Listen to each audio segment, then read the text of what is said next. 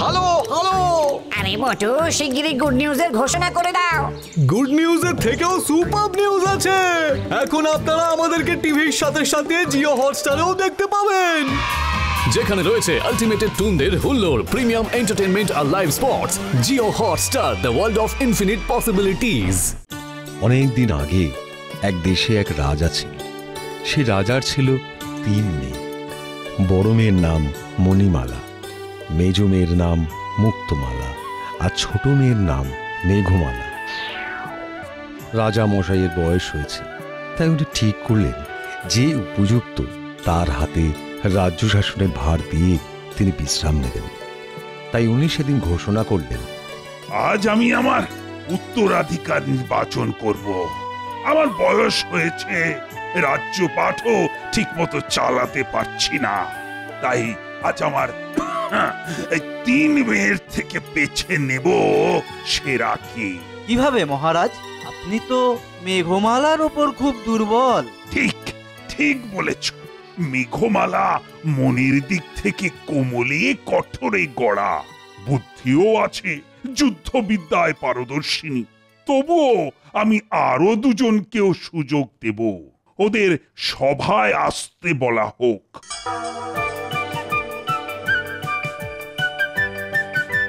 দেখ বোন, এই হাতটা আমাকে কেমন মানাচ্ছে।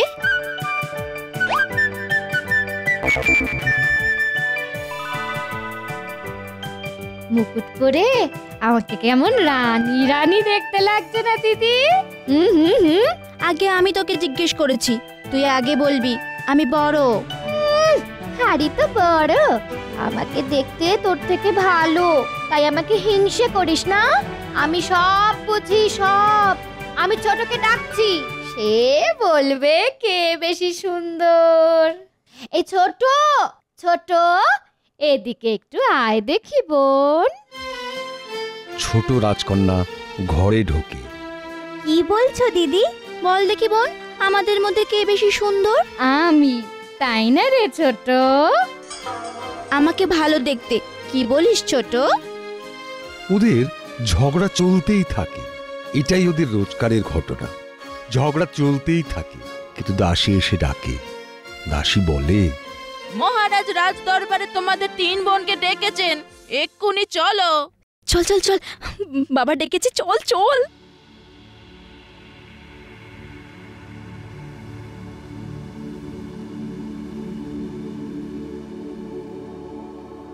বলো তো, তোমরা আমাকে কে কেমন ভালোবাসো? উদাহরণ দিয়ে বলো কিন্তু। লোকে যেমন সোনাকে ভালোবাসে প্রাণ দিয়ে, তেমনি প্রাণ দিয়ে আমি তোমাকে ভালোবাসি বাবা। বেশ বেশ, এবার মুক্তমা তুমি বলো। বাবা, আমি তোমাকে ফুলের মতো ভালোবাসি। ফুল তো ভগবানের খুব প্রিয়, তাই না বাবা? বাহ বাহ বাহ, খুব ভালো খুব ভালো। এবার মেঘমা, তুমি আমায় কি রকম ভালোবাসো? সবাই নুন যেমন ভালোবাসে, আমি তোমাকে ঠিক তেমনি নুনের মতো ভালোবাসি বাবা।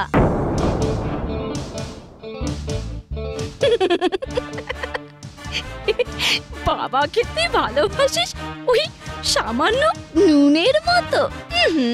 তো লজ্জা হলো না বাবাকে এই কথা বলতে? হ্যাঁ, সবাই আর সবাই খুব গম্ভীর মুখে বসে আছে, শুধু প্রধানমন্ত্রীর মুখে মৃদু হাসি। রাজা খুব গম্ভীর। আমি খুব আনন্দের সাথে বলছি বাবা, তোমাকে আমি নুনের মতো ভালোবাসি। আহ, অতি তুচ্ছ নুন, মাটির দরে যাবি কই যেখানে সেখানে, তার সঙ্গে কিনা আমার তুলনা? তুচ্ছ নুনের সামিল আমি তোমার কাছে? বেশ বেশ, তাহলে দূর হয়ে যাও তুমি আমার চোখের সামনে থেকে। নুন যেদিন সোনার দরে বিকবে, সেই দিন তুমি ফিরে এসো রাজত্ব নিতে, তার আগে নয়। মহারাজ, এই কথাটার মধ্যে কিন্তু বিরাট একটা অর্থ রয়েছে। মহারাজ, আপনি কিন্তু ব্যাপারটা আর একটু ভাবুন। না না মহামন্ত্রী, অপমান ছাড়া আর কিছুই দেয়নি মেঘমালা। ও ও আমার সামনে থেকে দূর হয়ে যাক। আমি জানবো আমার আমার দুই মেয়ে। দূর হয়ে যাও, দূর হয়ে যাও। মেঘমালা প্রণাম করে মাথা নিচু করে চলে যায়।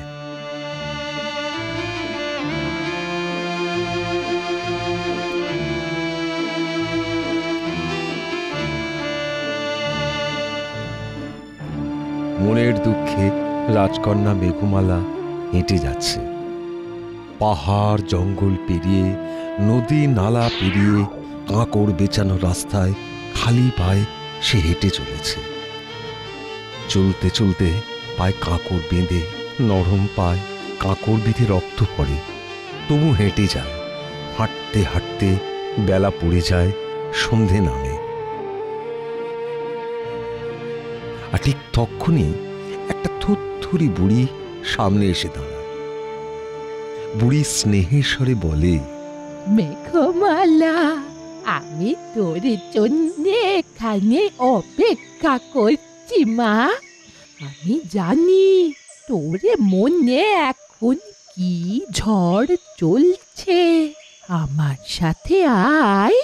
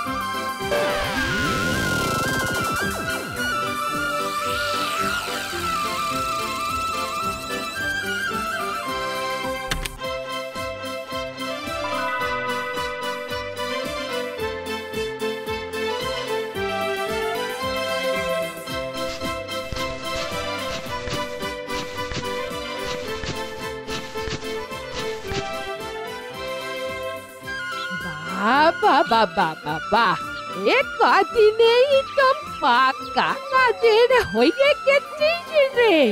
বাবা বাবা বা, তুমি হাত ধরে না শেখালে কি আমি পারতাম? ইচ্ছে না থাকলে কি সম্ভব হতো রে মা? দিদিমা, এবার কি করব বলো?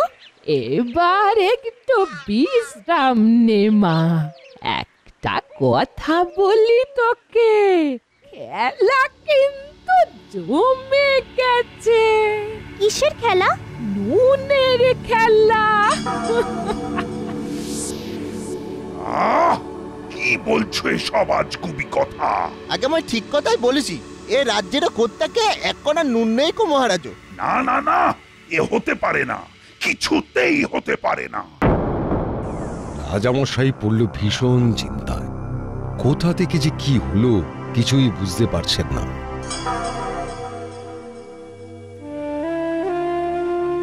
শোন মেয়ে, সময় হয়েছে। কালে সকালে তুই বাবার রাজ্যে ফিরে যাবি। এখন তোকে তোর বাবার খুব খুব প্রয়োজন মা। যখনই প্রয়োজন পড়বে আমাকে মনে মনে ডাক দিলেই আমি আসব। কাল খুব সকালে উঠতে হবে। ঘুমিয়ে পড় এখন, ঘুমো দেখি।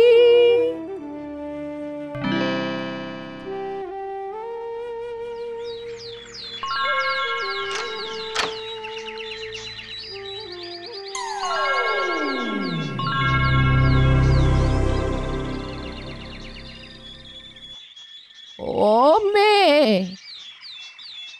এটা তোর বাবার হাতে দিবি। তোর বাবার এখন এটার খুব প্রয়োজন, খুবই। এতে কি আছে দিদিমা? এতে আছে নুন। যা মা, আর দেরি করিস না। আর একটা জিনিস দিচ্ছি, এটা রাখ। এই বলে বুড়ি একটা রূপোর লাঠি দিল আর বলল, যখন দক্ষিণ দিক থেকে হাওয়া বইবে, এই হাওয়ার মুখ ধরে যাবি, দেখবি একটা বড় বট গাছ, ওর গুড়ির কাছে 3 বার ঠেকাবি, তারপর যা পাবি ওটা তোর বিয়ের উপহার। এ মা, ইস! সোনা মনি আমার, একটা কথা বলেছিলুম মনে আছে তো? বলেছিলাম যার যেটুকু পাওনা সময় হলে সেটা পাবেই, আর নিজে যে ভালো ভগবান তার নিশ্চয়ই ভালো করবেন। এখন আর সময় নষ্ট না করে পূব দিকে মুখ করে দাঁড়া, আরে চোখ বুজে বল, আমাকে আমার বাবার কাছে নিয়ে যাও, হে দক্ষিণ হাওয়া।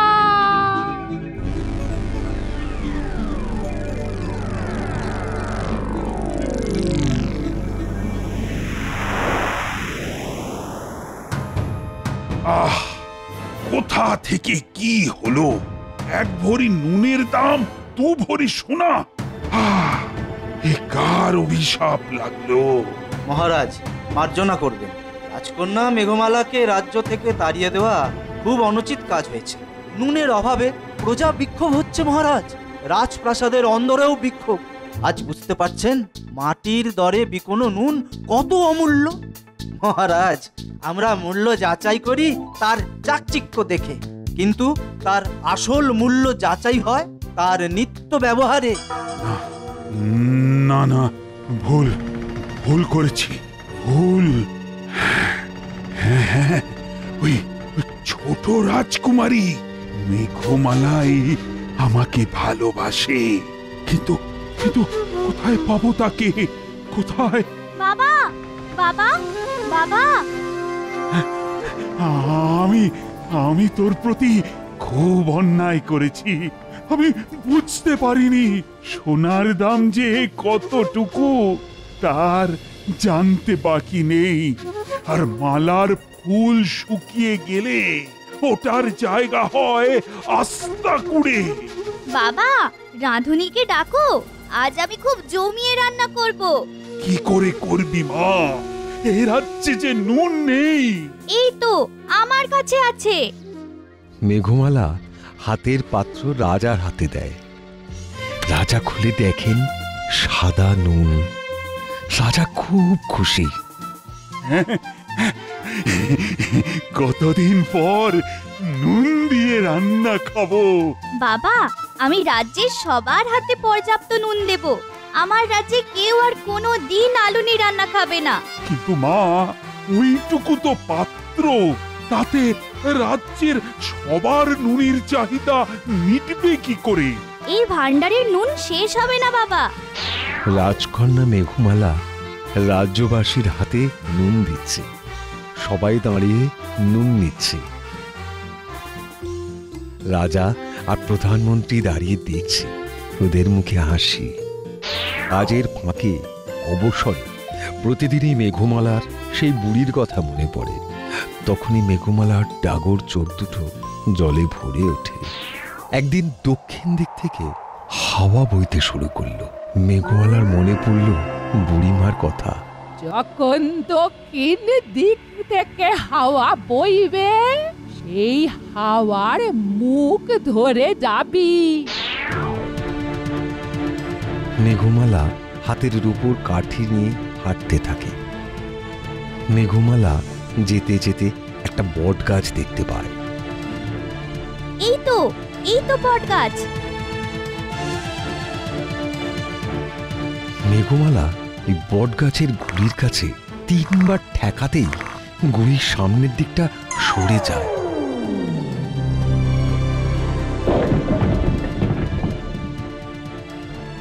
মেঘমালা দেখতে পায় একটা সুড়ঙ্গ। সিঁড়ি দিয়ে নামে।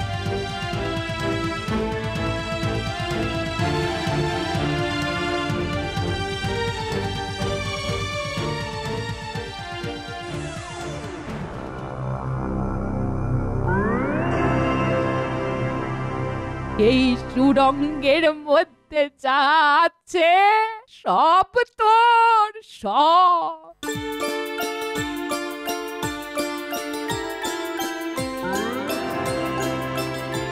রাজামশাই মেঘমালার মাথায় রানীর মুকুট পরিয়ে দেয়।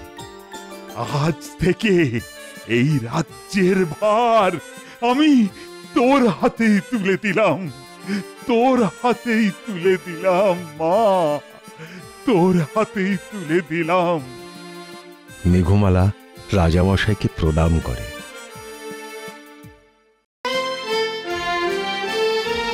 বারাণসীতে এক সময় প্রতাপ মুকুট নামে এক মহা শক্তিশালী রাজা ছিল। তার ছেলের নাম বজ্রমুকুট। মন্ত্রীপুত্র ছিল বজ্রমুকুটের বন্ধু, তারা ছিল হরিহর আত্মা। একদিন দুজনে একসঙ্গে শিকারে বেরিয়ে বনের মধ্যে এক সুন্দর সরোবরে এসে এক পরমা সুন্দরী রাজকন্যাকে স্নান করতে দেখে। রাজকন্যা বজ্রমুকুটকে দেখে একটা পদ্মফুল হাতে নিয়ে প্রথমে কানে লাগালো, তারপর দাঁত দিয়ে ফুলটি কেটে দিল। এরপর আবার এই ফুলটি নিয়ে বুকে চেপে বারবার রাজকুমারকে দেখতে দেখতে সখীদের সঙ্গে চলে গেল। রাজপুত্র মন্ত্রীকে প্রশ্ন করে, কি গো বন্ধু, কি গো রাজকন্যা কি বলতে চাইলো গো? বন্ধু, কোনো চিন্তা নেই, তোমার রাজকন্যা ওই সংকেতের মধ্যেই সব কিছু জানিয়েছে। এবার রাজপুত্র বন্ধুর কাছে ওই সংকেতের অর্থ জানতে চায়। কানে পদ্মফুল লাগিয়ে বলতে চেয়েছে যে সে কর্ণাটবাসী, বুঝলে? আর দাঁত দিয়ে ফুল কেটে বলতে চেয়েছে যে সে দন্তবাট রাজার কন্যা। আর ফুলটাকে বুকে চেপে ধরার মানে হলো রাজকন্যার রাজপুত্রের কথা মনে থাকবে। মন্ত্রীপুত্রের কথা শুনে রাজপুত্র বজ্রমুকুট তখনই কর্ণাট রাজ্যে যেতে চায়।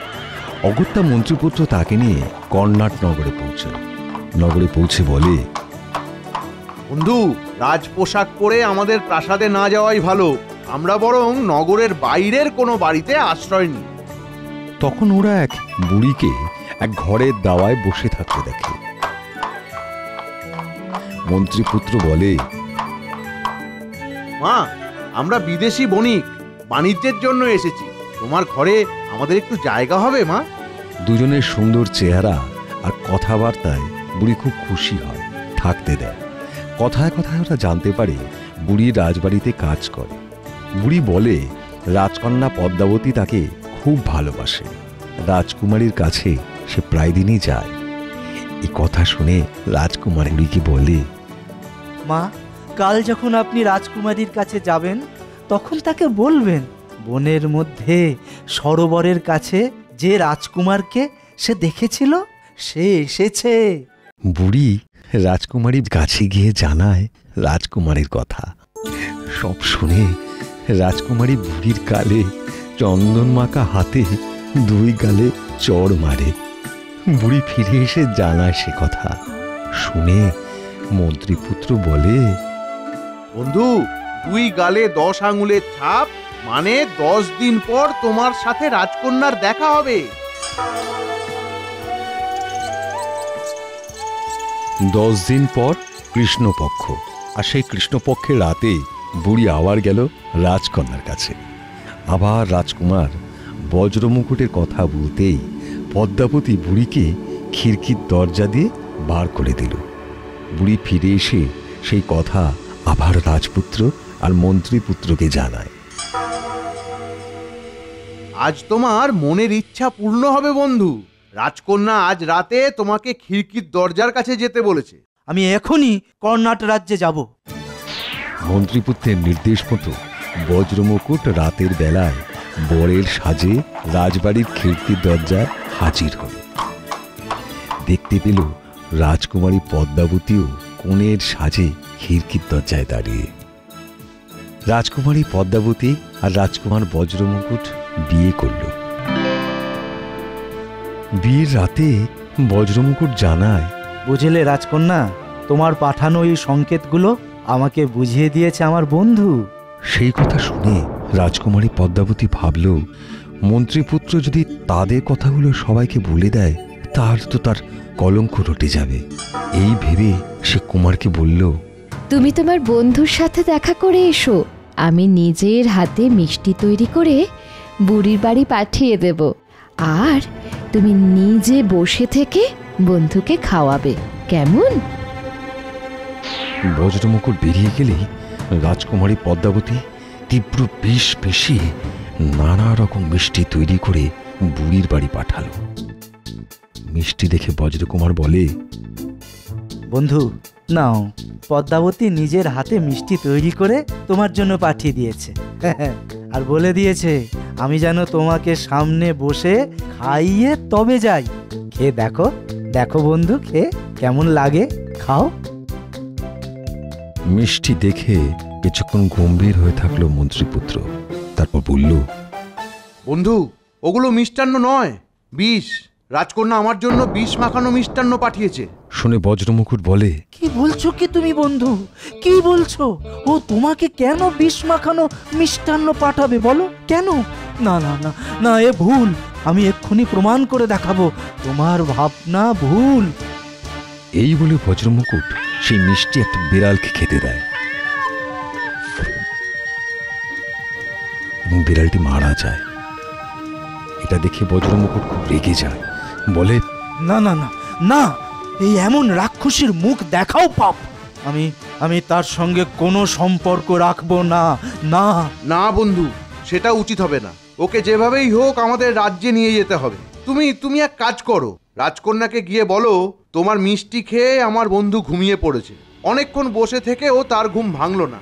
এদিকে রাতে যখন রাজকন্যা ঘুমিয়ে পড়বে তখন তার গায়ের সমস্ত গয়না খুলে নিয়ে তার বাঁ পায়ে বট পাতার চিহ্ন এঁকে দিয়ে তুমি চলে এসো।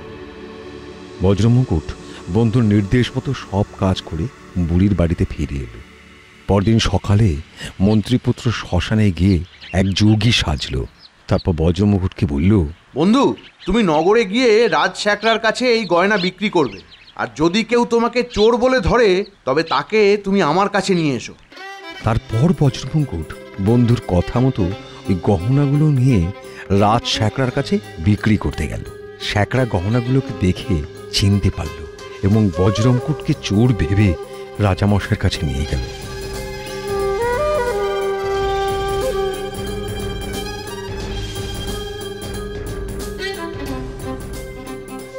রাজামশাই জিজ্ঞেস করলেন, গহনাগুলো তোমার কাছে কিভাবে এলো? বজ্রমুকুট জানালো সে কিছুই জানে না, সব তার গুরুদেব যোগীরাজ জানেন, তিনি শ্মশানে থাকেন। রাজার আদেশে যোগীরূপী মন্ত্রীপুত্র রাজসভায় আসেন। রাজা তাকে প্রশ্ন করে, কি ব্যাপার, সত্যি করে বলুন দেব, এই গহনাগুলো আপনি কি করে পেলেন? তখন যোগীরূপী মন্ত্রীপুত্র বলেন, মহারাজ, আমি ডাকিনী মন্ত্রে সিদ্ধি লাভ করেছি। ডাকিনী নিজেই আমাকে এই গয়নাগুলো দিয়েছে, আর আমিও সিদ্ধি লাভের প্রমাণস্বরূপ তার বাঁ পায়ে একটা বট পাতার চিহ্ন এঁকে দিয়েছি। যোগীরূপী মন্ত্রীপুত্রের কথা শুনে রাজা পরীক্ষা করে জানতে পারল সত্যি রাজকন্যা বাঁ পায়ে চিহ্ন আঁকা আছে। রাজামশাই খুব চিন্তায় পড়লেন, কিছুতেই কোনো সিদ্ধান্ত পৌঁছতে পারলেন না। তখন সেই যোগীরূপী মন্ত্রীপুত্র বলেন, মহারাজ, শাস্ত্রে আছে গুরুতর অপরাধ করলেও নারীকে প্রাণদণ্ড দেওয়া যায় না, আপনি ওকে নির্বাসনে পাঠান। সঙ্গে সঙ্গে রাজার আদেশে পদ্মাবতীকে পালকিতে চাপিয়ে বনের মধ্যে রেখে এলো। আর মন্ত্রীপুত্র ও বজ্রমুকুট ঠিক সবাই বনে হাজির হলো এবং একটা বটগাছের নিচে পদ্মাবতীকে দেখতে পেল। তারপর বজ্রমুকুট আর বন্ধু মন্ত্রীপুত্র রাজধানীতে উপস্থিত হয়ে পদ্মাবতীকে নিয়ে এলো।